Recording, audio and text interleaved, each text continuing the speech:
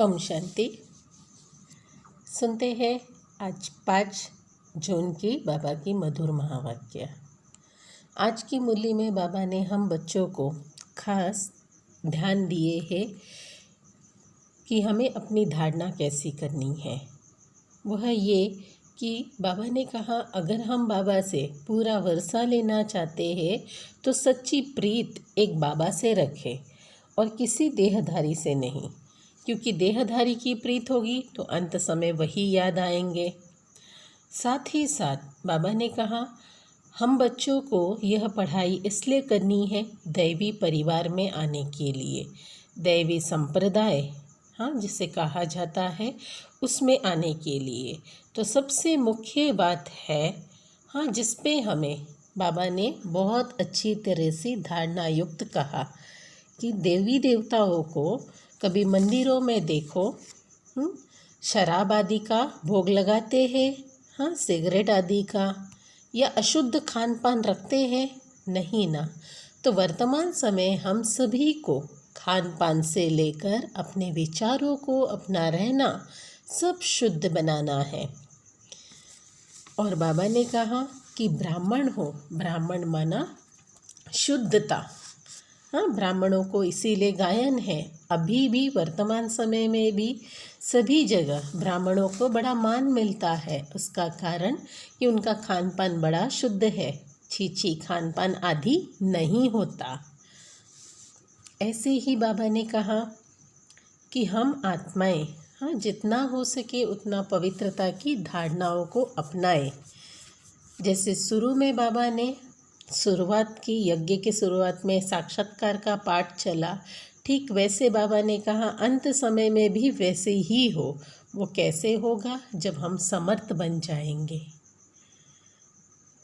और बाबा ने कहा कि पवित्रता स्वप्न मात्र में भी हमें ना हिलाए, माना हमारी पवित्रता इतनी पक्की हो, इसमें मन वचन कर्म की पवित्रता इतनी पक्की हो कि स्वप्न में भी वो हमें हिलाए नहीं। वो कैसे? हमारे कोई बेकार संकल्प या कुछ गलत विचार या कई हमारे पुरानी यादें। और बाबा ने एक और बात बताई कि विनाश काले विपरीत बुद्धि किसका है? वर्तमान समय यादों का है। वो विपरीत बने हैं तो उनका विनाश निश्चित ही है। साथ ही साथ आज मम्मा के जो महावाक्य आए हैं, मातेश्वरी जी ने अपना ये निजी गुण बनाया कि हमें मुरली कभी मिस नहीं करना है। नियमित रूप से रेगुलर क्लास में आते थे और एक अमृत वेला और मुरली जैसे उनकी मुख्य धारणा बन गई, उसे कभी मिस ना करके वो अपने अंदर ग्रहण करती थी। ठीक वैसे भी हमें अपने अंदर इन ज्ञान रत्नों को ग्रहण करना है। अब सुनते हैं विस्तार में बाबा के महावाक्य।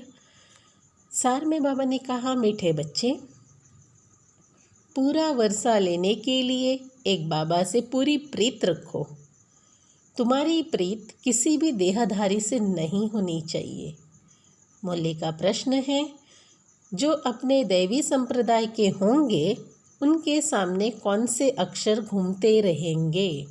उत्तर है, जब तुम उन्हें बताएंगे कि बाबा को याद करने से विकर्म विनाश होते हैं और देवी देवता धर्म की स्थापना होती है, तो यह अक्षर उनके कानों में गूंजते रहेंगे। उनकी बुद्धि में आएगा कि हमें देवता बनना है, इसीलिए हमारा खान पान रहन सहन बहुत शुद्ध होना चाहिए। मुरली का गीत है, भोलेनाथ से निराला कोई और नहीं, बिगड़ी को बनाने वाला कोई और नहीं है। तो भोला, तो उन्हें भोले बच्चे ही प्रिय है। धारणा के लिए मुख्य सार। पहली पॉइंट है, ब्राह्मण से देवता बनने के लिए जो भी छीछी आदतें हैं उन सबको छोड़ना है। शूद्र को ब्राह्मण धर्म में कन्वर्ट करके देवता बनाने के लिए ईश्वरीय मिशन के कार्य में सहयोगी बनना है।